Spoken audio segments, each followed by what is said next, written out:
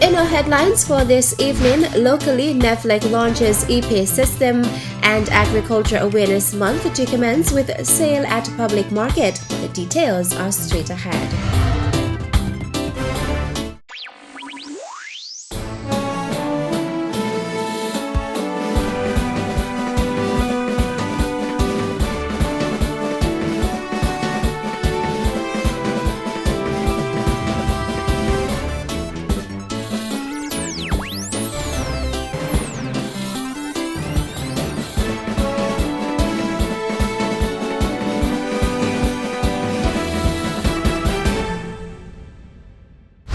Good evening and welcome to this evening's edition of the Nevis Newscast. Today is Thursday, April 30th, 2015. I'm your presenter, Bronte Swanston Hendrickson.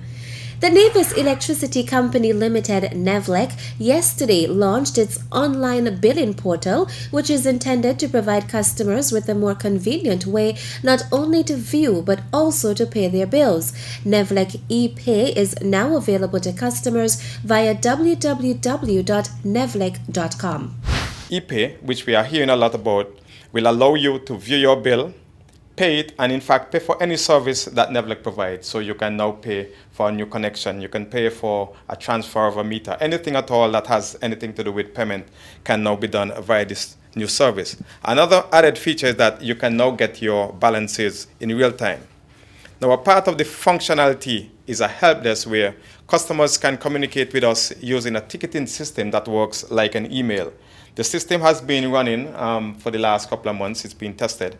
And so it has been running in test mode. And so today, we are going to be switching from the test mode to an actual live demonstration and presentation, which we are going to see as part of this launch.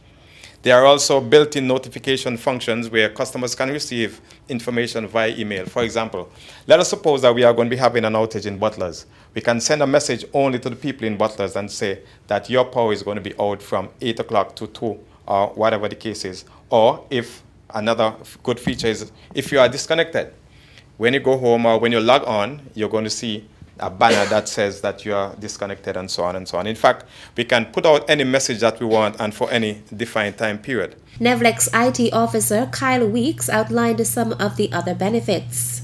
Customers would be able to benefit from a number of wonderful features, which include secure registration and login, management of multiple accounts, access to view bills and other electronic documents, 24/7 secure payment of bills and services, access to online payment history, email notification and updates, as well as access to our new and improved help desk support system. Chairman of the NEVLEC Board of Directors, McCleavon Truss, says he is heartened by the progress the company has made and is encouraging customers to interact with the website. There's no better way in my mind, as someone who's involved in technology as well, to be able to tap into a computer from wherever you are, whatever your location is, maybe on your smartphone, and see exactly what NEVLEC is doing in terms of its energy production, where we intend to go, and make it easier for each and every one of us to pay our bills online in time and thus avoid late payment fees and all of that. I must say that the staff, the technical staff at NEVLEC IT, Mr. Kyle Weeks, has been working diligently over the past few months to get this website launched. And when you see this website, you will agree that it's up to date and it can only get better as we go along. I would encourage every one of us to spend some time with the website, give us your feedback, your likes and your dislikes, and let us know how we could make it better for you and for everybody in the near future. Minister of Public Utilities, the Honorable Alexis Jeffers, says he is happy that the system has been launched, adding that it is needed as the company moves towards becoming part of a more tech-savvy community. NEVLEC continues to do what is necessary to ensure that the general public is kept informed, that life is made easier, and that all of the communication aspects and tools are utilized so as to inform the general public and the customer base that continue to do business with NEVLEC. So I want to commend the chairman, board of directors, the acting general manager, and the entire staff at NEVLEC for their effort in ensuring that we keep in tune with the advancement of technology and the demands of the general public on a whole. And I applaud them for their effort and wish the entire company well as we move towards ensuring that these new ventures take hold and are improved upon as we go along. The official launch of NEVLEC's e-pay system also included a live demonstration of its use. The Ministry of Agriculture in May will observe its third Agriculture Awareness Month. According to Permanent Secretary Eric Evelyn, there are a number of activities involving agriculture, fishing, and cooperatives which will be undertaken and supported. We will be kicking off our activities from tomorrow, Friday, the 1st of May, and we will be having a sale of produce at the public market in Charlestown. And during that sale, we'll be having items such as onions, carrots, pumpkin, and sweet pepper. Just a correction from what I would have indicated in my Iron Agriculture program earlier this week. We will not be having any meat or meat products during the sale tomorrow, Friday, the 1st of May. We will be having meat products on the 8th, that's next week, Friday, the 8th and the 22nd of May. The sale will start at 8:30 and will feature all local products produced by the Department of Agriculture. The next activity will take place on Sunday when staff at the ministry will meet for worship. Our technical staff as well as our office staff, our field staff will be worshiping at the St. Paul's Anglican Church, and that service commences at 8:30 a.m. and we are inviting members of the general public to come and join us as we worship together and give God thanks for all of his many blessings under the departments, and so we are looking forward for seeing you worshiping with us on Sunday. The major activity on the card for this weekend is the Handys Road Fisher Folk Association's competition, which the ministry supports through its fisheries department. This year, the tournament has been opened up to fishermen all across Nevis.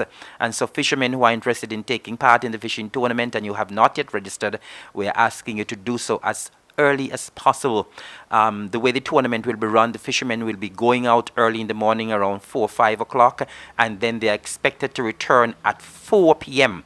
The fishermen are expected to return at 4 p.m. when all of the counting of the fish and all of the weighing of the fish will be done, and then of course that will determine who will be the winner for the different categories of the fishing tournament. I understand some attractive monetary prizes are up for grabs this year, and so we're encouraging persons to come out.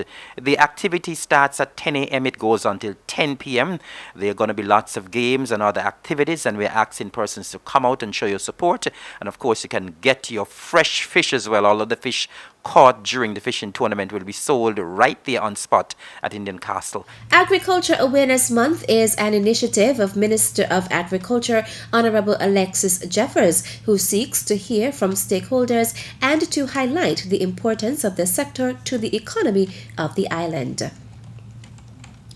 The operation of the People Empowerment Program experienced a few hiccups upon change in the federal government earlier this year. The new administration wanted time to review the program and its effectiveness on the economy of the country. Prime Minister Harris, in addressing the issue on Tuesday, noted that the Nevis PEP operations have been transferred to the Nevis Island administration. We have transferred that particular program, and I think it is 400 plus workers now to the Nevis Island administration. And we did say in the campaign that the PEP program was not being implemented in a way that would enhance people's skills over long term, whether it were the technical skills or the social skills. You go and work places and you hardly see changes. Still bad words. Still people figure they can work from 7 or from 8 or from 9 to 10. We are saying that any sensible program that will take our people from point A, even if it is only to point B, must make a positive difference in production in the country, in productivity in the country, in the skill sets available in the country. The Prime Minister was at the time participating in a press conference. He further noted that the PEP should be a skill acquisition program and the operations by the previous administration saw it hurting genuine training programs such as those run by AVEC. Over time, we will ensure that out of PEP come a strong skill base. So for example, as we engage in construction, we need to see PEP programs that produce more quality carpenters and masons and painters. That is what a proper training program should do. Address the technical and technological deficiencies in the skill sets available for the people of St. Kitts and Nevis. To have over 3,000 people participating in PEP that really ain't doing much for them is not the most productive use of the resources of the country. Prime Minister Harris said while the restructuring takes place, he encourages patience and pledges his continued support for the persons currently in the program. Coming up after the break, local organizations make donation to Alexandra Hospital. Stay tuned. Taxes are the lifeblood of a nation. Feel good about what your tax dollars do in Nevis. As a responsible citizen, your tax dollars support caring for the elderly. Pay your taxes on time. This message was brought to you by the Inland Revenue Department, Nevis. Be a responsible citizen.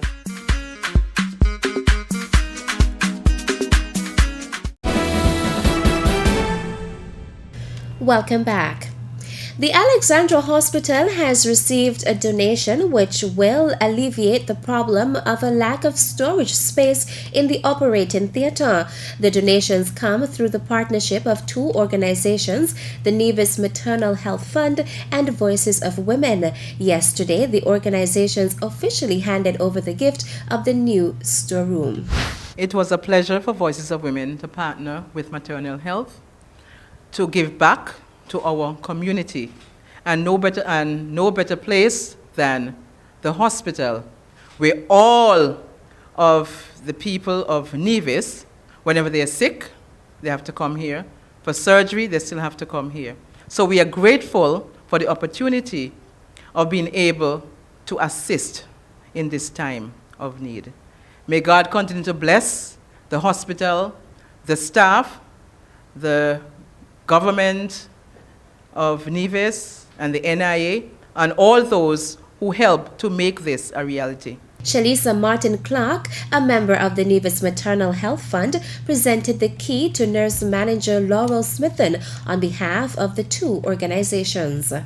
I must say it involved a bit of demolition and reconstruction, but with the help of some generous donation from some corporate citizens and businesses within the community, we were able to deliver. I would like to take this time to say a heartfelt thank you to TDC, SL Horsfords, Lefco Construction and Equipment Rental, Builders Paradise, Clark's One Stop, and not forgetting the hard-working maintenance staff at the Alexandra Hospital who contributed their time in labor. I am sure that the staff here at this institution would be really appreciative of this generous gesture. On behalf of the matron and the nursing staff of the operating room, I would just like to thank the Nevis Maternal Health Fund and the Voices of Women for donating this storeroom to the operating theatre.